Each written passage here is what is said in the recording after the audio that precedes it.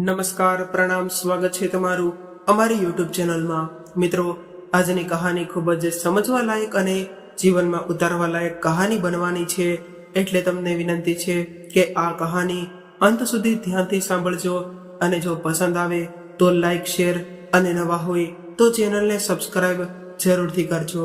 તો ચાલો શરૂ કરીએ આજની કહાની। આજે આખી ઓફિસ ખાલી થઈ ગઈ હતી, પરંતુ રાહુલ પોતાની જગ્યાએ બેસીને કંઈક વિચાર કરી રહ્યો હતો। એ ઘણા સમયથી રિંકલને ફોન કરવાનું વિચારી રહ્યો હતો, પરંતુ જેટલી વાર મોબાઈલ હાથમાં લેતો એટલી વાર રોકાઈ જતો। છેલ્લા કેટલાય સમયથી રિંકલ સાથે રાહુલની વાત નહોતી થઈ, પરંતુ આજે તો એ વાત કરીને જ રહેશે તેવું નક્કી કરીને એણે રિંકલને ફોન લગાવ્યો। સામેથી રિંકલ હેલો કહ્યું એટલે રાહુલ કહેવા લાગ્યો કે હું રાહુલ બોલું છું। રાહુલનો અવાજ સાંભળીને રિંકલ થોડી વાર માટે ચૂપ થઈ ગઈ અને ત્યારબાદ કડક સ્વરમાં કહેવા લાગી કે હા બોલો રાહુલ, તમે શું કહેવા માંગો છો? ત્યારે રાહુલ કહેવા લાગ્યો કે રિંકલ, તું એકવાર ફરીથી વિચાર કરી લે, બધું જ તે સરખું થઈ જશે। આટલી બધી ઉતાવળ કરીને કોઈ પણ નિર્ણય ન લેવાય। આખરે તારે મારી સાથે તો કોઈ પ્રોબ્લેમ નથી અને તારી બધી જ મુશ્કેલીઓ પણ થોડા દિવસોમાં હલ થઈ જશે, એટલે તું પાછી આવી જા। તું મારી સાથે આવું કેમ કરી રહી છો? આટલું બોલતા જ રાહુલનો સ્વર નરમ થઈ ગયો। ત્યારે રિંકલ કહેવા લાગી, રાહુલ, તું છેલ્લા 2 વર્ષથી આ સમસ્યાનો ઉકેલ નથી લાવી શક્યો, તો હવે શું લાવવાનો હતો? હું આવી રીતે મુશ્કેલી ભર્યા વાતાવરણમાં મારું જીવન પસાર નહીં કરી શકું, એટલે મને માફ કરી દે। આટલું કહેતા કહેતા તો રિંકલનો સ્વર પણ નરમ થઈ ગયો હતો। ત્યારબાદ રિંકલે ફોન કાપી નાખ્યો અને રાહુલ ચૂપચાપ બેસી રહ્યો। મિત્રો, રાહુલ અને રિંકલના લગ્ન થયા એને 2 વર્ષ થઈ ગયા હતા અને છેલ્લા 1 વર્ષથી રિંકલ એના પિયરમાં રહેતી હતી। રિંકલ સાથે જ્યારે એના સંબંધની વાત થઈ હતી એ સમય દરમિયાન એ બંને લોકો ઘણીવાર મળ્યા હતા અને ત્યારે રાહુલને રિંકલ એક સુંદર અને શાંત સ્વભાવની છોકરી લાગતી હતી અને રિંકલ એક મલ્ટીનેશનલ કંપનીમાં જોબ કરતી હતી। રિંકલ સાથે વાત કરતા સમયે રાહુલને સ્પષ્ટ થઈ રહ્યું હતું કે આજકાલની આઝાદ વિચારવાળી છોકરીઓ પોતાના સાસરિયામાં રહેવાનું પસંદ નથી કરતી, પરંતુ રાહુલ પોતાના માતા પિતાનો એકનો એક જ દીકરો હતો, એટલે એ એના માતા પિતાથી અલગ થઈ રહી શકે તેવી પરિસ્થિતિ પણ ન હતી। એટલે રાહુલે રિંકલને એવું કહ્યું કે રિંકલ, લગ્ન બાદ તારે મારા માતા પિતાની સાથે જ રહેવું પડશે। ત્યારે રિંકલે કહ્યું કે મને કંઈ વાંધો નથી તારા માતા પિતા સાથે રહેવાથી, તો મને પણ એની મદદ મળશે। મારે થોડું ઘણું સહન કરવું પડશે, પરંતુ એ તો હું સહન કરી લઈશ। આવું સાંભળીને રાહુલ ખુશ થઈ ગયો, પરંતુ રિંકલને એવું ન કહી શક્યો કે મારી માતા શિક્ષિત હોવા છતાં પણ ખૂબ જ જૂના વિચારો વાળી છે। ત્યારબાદ બંનેના વિવાહ થઈ ગયા અને રિંકલ દુલ્હન બનીને રાહુલના ઘરમાં આવી ગઈ। શરૂઆતના થોડા મહિના સુધી તો બધું સારું ચાલી રહ્યું હતું, પરંતુ હવે રાહુલને તેની માતાનો મૂડ ખરાબ હોય તેવું લાગતું હતું અને એવું વિચારી રહ્યો હતો કે કદાચ થોડા સમયમાં બધું જ બરાબર થઈ જશે। રિંકલ અને રાહુલ એકબીજાને ખૂબ જ પ્રેમ કરતા હતા, પરંતુ ઘરનું બગડી ગયેલા વાતાવરણના લીધે એના પ્રેમની કૂપળો ક્યારેય સુકાઈ ગઈ એને ખ્યાલ પણ ન આવ્યો। રિંકલ એક મોટી કંપનીમાં મોટા હોદ્દા પર કામ કરતી હતી, પરંતુ રાહુલની માં આ બધું ભૂલીને રિંકલ પાસેથી એક સામાન્ય વહુની જેવી અપેક્ષા રાખતી હતી। રસોડામાં પણ રિંકલ પોતાની ક્ષમતા અનુસાર બધું જ કામ કરતી હતી અને એના સાસુને કામમાં મદદ કરતી, પરંતુ એના સાસુમાને તો પડોશીની વહુના ગુણ જ દેખાતા હતા અને એ રિંકલને વારે વારે એવું કહેતી કે કેવી રીતે પાડોશની વહુ સવારથી ચાથી લઈને સાંજના ભોજન સુધી બધું જ કામ કરે છે અને નવરાત્રિમાં પણ 9 દિવસનું વ્રત રાખે છે અને ઘરમાં રોજ કીર્તન ગાય છે। એને તો વિવિધ પ્રકારના પકવાન બનાવતા પણ આવડે છે। સમયની કમી અને થાક હોવા છતાં પણ રિંકલ એની સાસુને ખુશ કરવાના પ્રયત્નો કરતી રહેતી, પરંતુ એને રિંકલના પ્રયાસો દેખાતા જ ન હતા।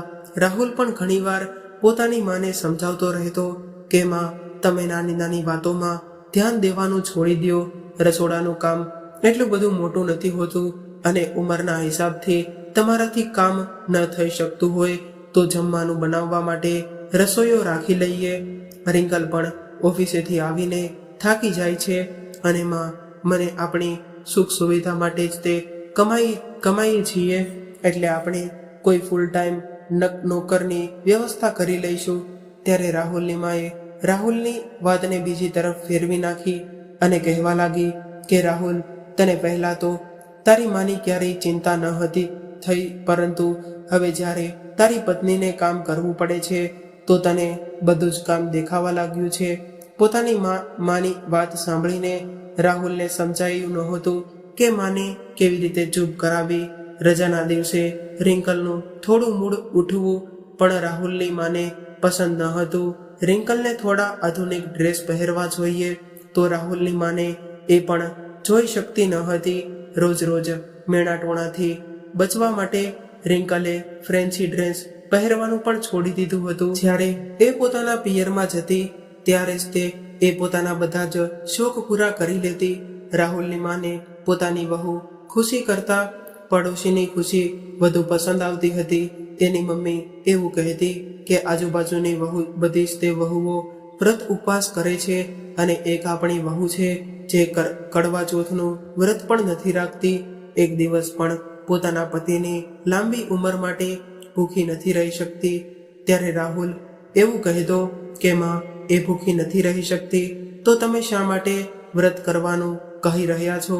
રાહુલ વારંવાર રિંકલ બાજુ બોલતો હતો, જેનાથી એના માતા પિતા સાથેના સંબંધો બગડી રહ્યા હતા.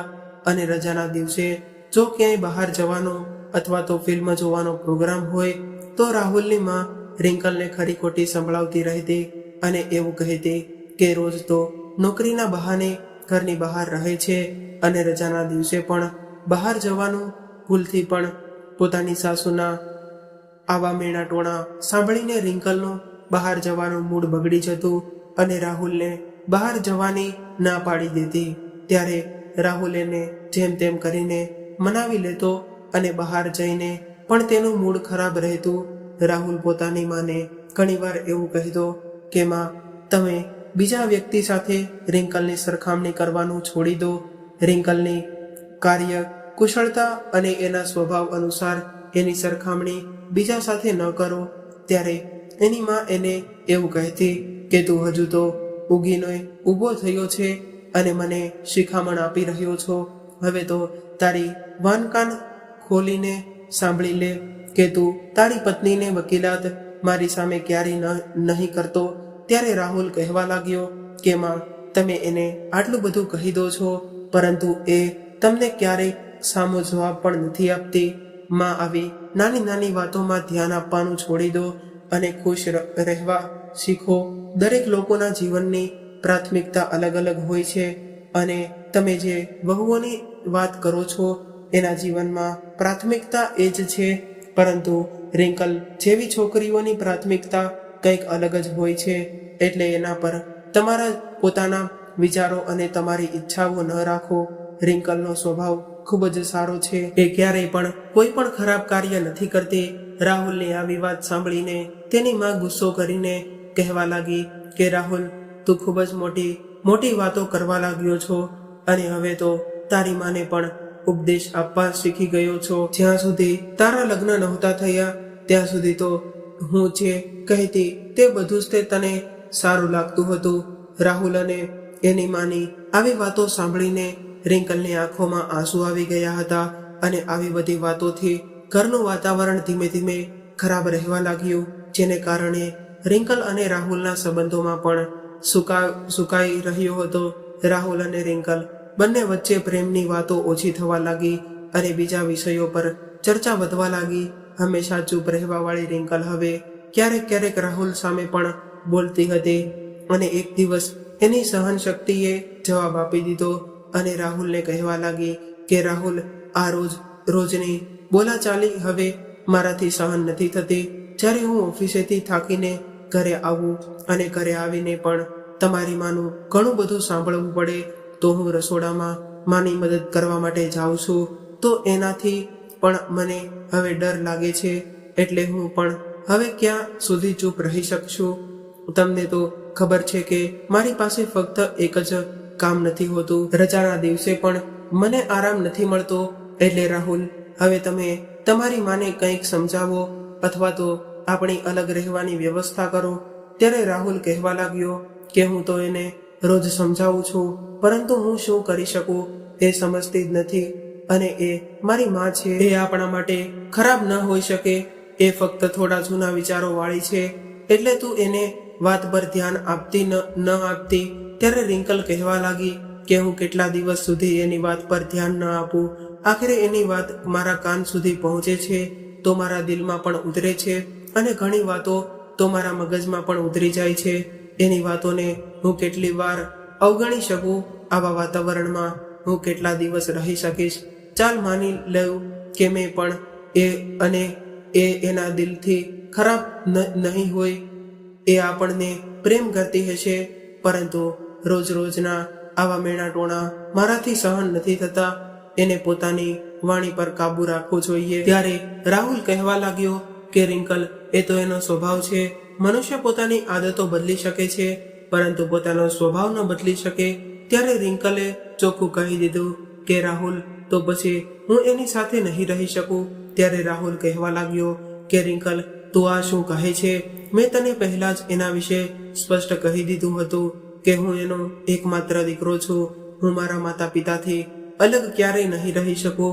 એટલે રિંકલ કહેવા લાગી કે રાહુલ, ત્યારે તો તે આવું નહોતું કહ્યું કે તે એની વાણી આટલી બધી ખરાબ છે.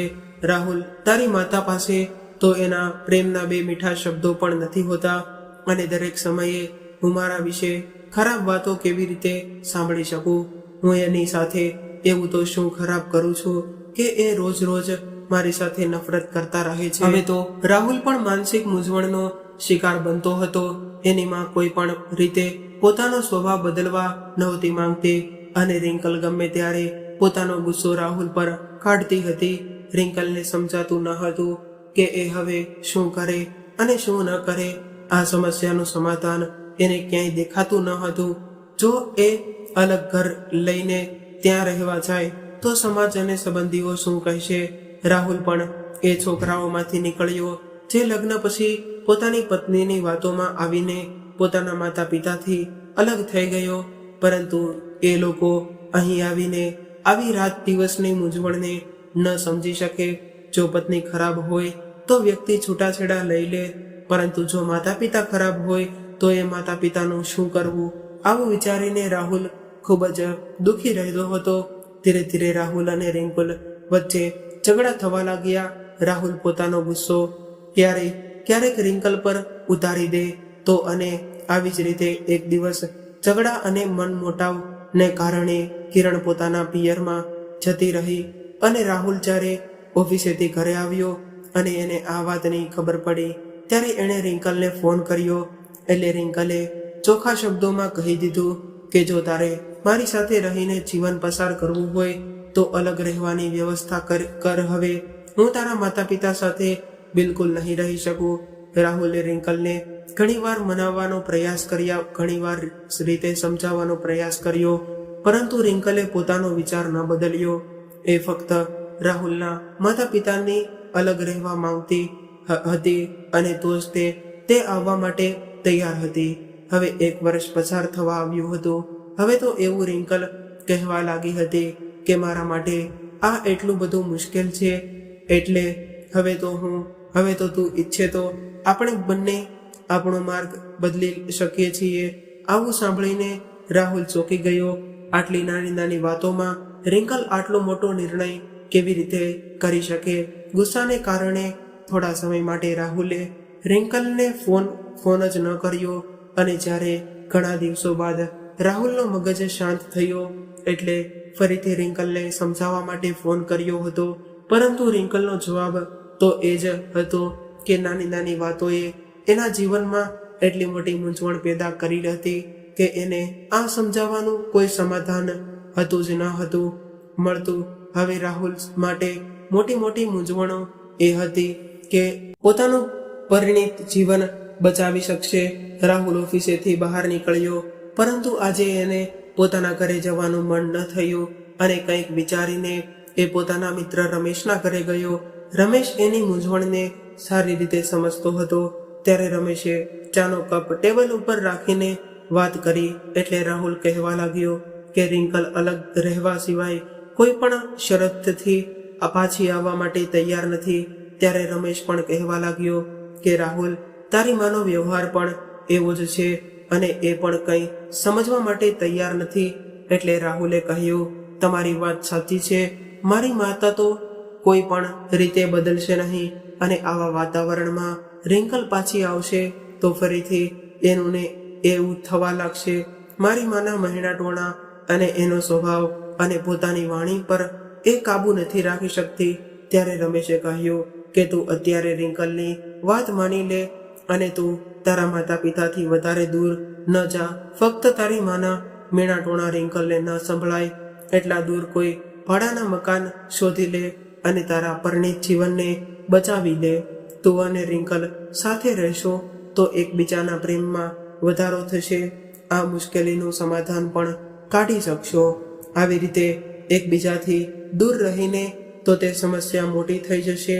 આવી રીતે દૂર રહીને તમારા બંનેનો સંબંધ પણ ખરાબ થઈ જશે અને આમ પણ તું જબરદસ્તીથી રિંકલને પોતાની સાથે રહેવા માટે ન કહી શકે.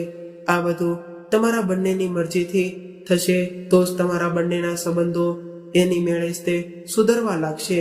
ત્યારે રાહુલ કહેવા લાગ્યો કે અમે અલગ રહીશું તો સમાજ શું કહેશે? સંબંધીઓ, સમાજ અને મારા માતા પિતા દુઃખી થશે. એટલે રમેશ કહેવા લાગ્યો કે તું પણ એવી જ વાતો કરવા લાગ્યો છો. તને બધાની ચિંતા છે, પરંતુ તારા ઘરને બચાવવાની ચિંતા નથી લાગતી. તારે તારા માતા પિતાને ક્યાં છોડવાના છે? તારે ફક્ત એનાથી થોડું દૂર રહેવાનું છે અને એના એક અવાજે તું એની પાસે પહોંચી જઈશ.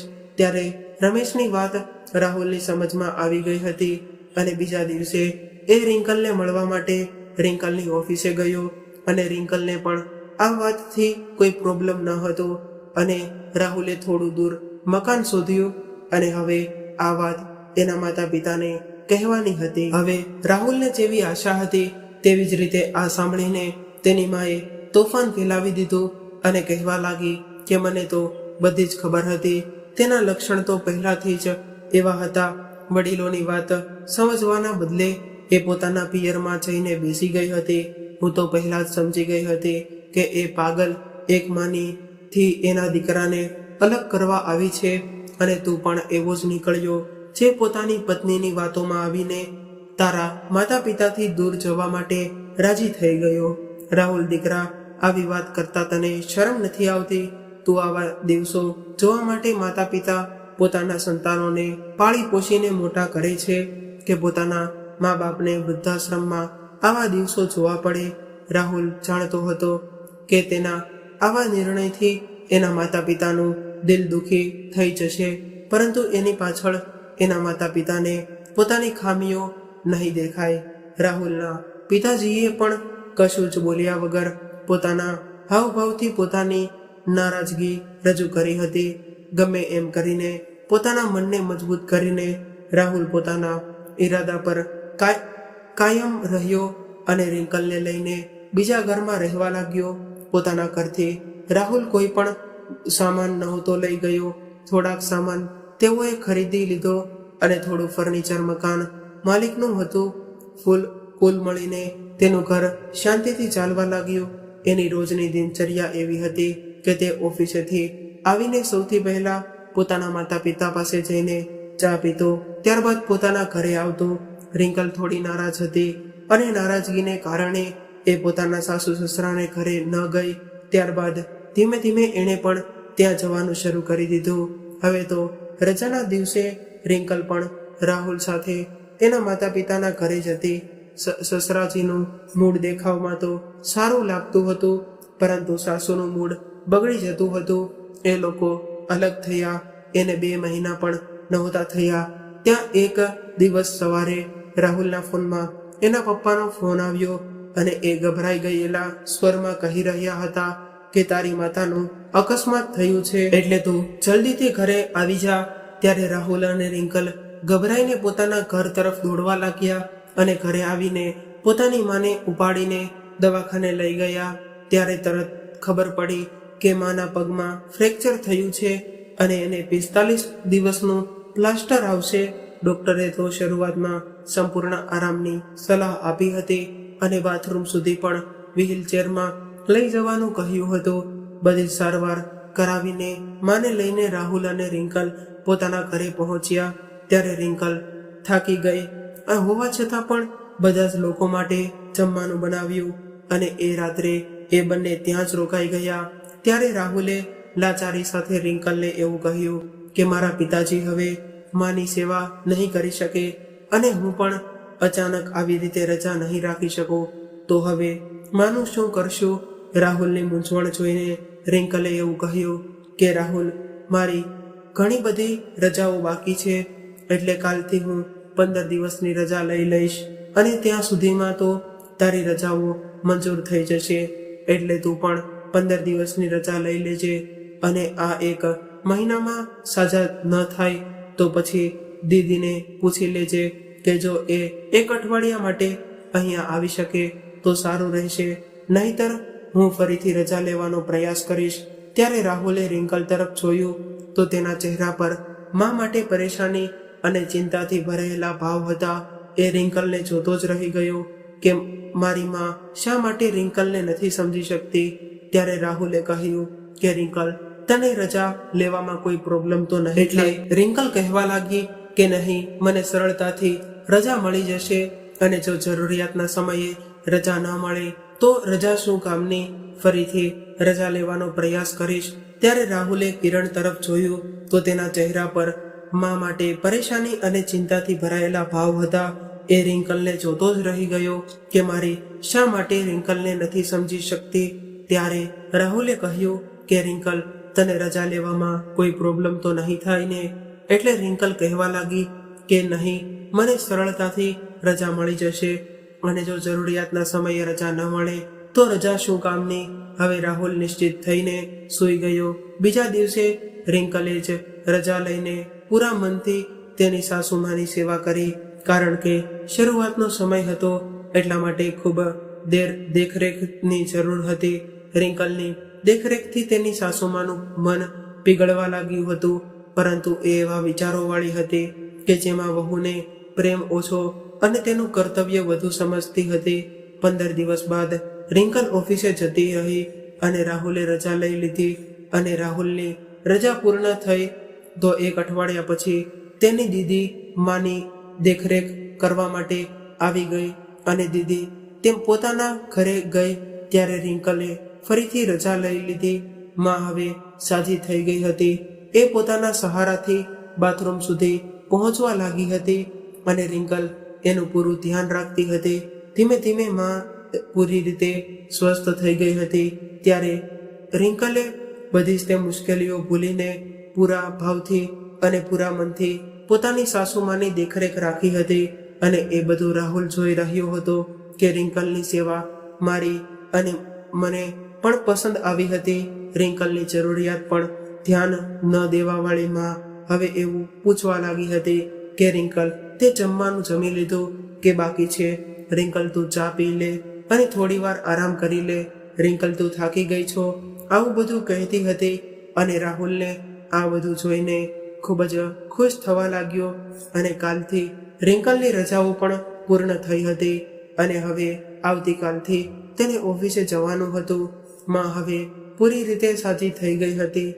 એટલે રાત્રે ભોજન કર્યા બાદ રિંકલ અને રાહુલ પોતાના ઘરે જવા માટે તૈયાર થઈ ગયા હતા અને રિંકલ રૂમમાં જઈને માને મળીને બહાર આવી અને રાહુલ પણ એની માને મળવા માટે રૂમમાં ગયો અને કહેવા લાગ્યો કે માં, હવે અમે અમારા ઘરે જઈએ છીએ. હવે તમે એકદમ સાજા થઈ ગયા છો, એટલે તમે તમારું ધ્યાન રાખજો અને અમે અહીંયા આવતા જતા. રિંકલની પણ ઘણી બધી રજા પડી ગઈ છે, એટલે હવે એ પણ કાલથી ઓફિસે જવાની છે. ત્યારે રાહુલની માએ કહ્યું કે બેટા, હા બેટા, રિંકલે પણ મારી ખૂબ જ સેવા કરી છે. માનો સ્વર થોડો નરમ હતો.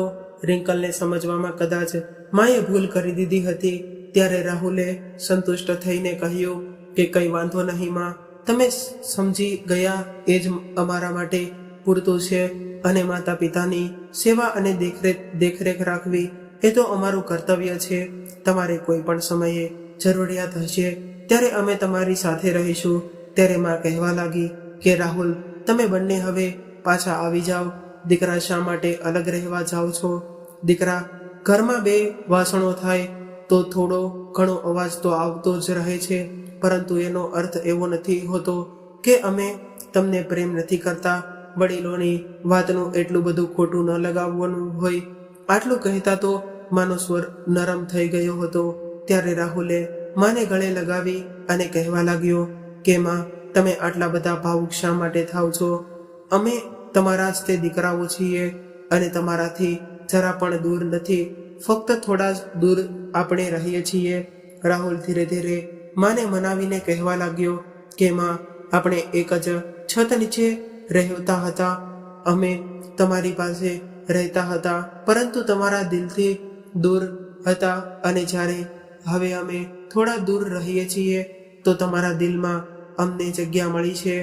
એટલે હવે પાસે રહીને દૂર રહેવું એના કરતાં દૂર રહીને પાસે રહેવું વધારે સારું છે. અને હું આશા રાખું છું કે તમે મારી વાત સમજી ગયા હશો. ત્યારે માં કહેવા લાગી કે દીકરા, જૂની વાતો ભૂલીને આપણે બધા ભેગા રહીએ અને એક નવું જીવન શરૂ કરીએ તો શું વાંધો છે?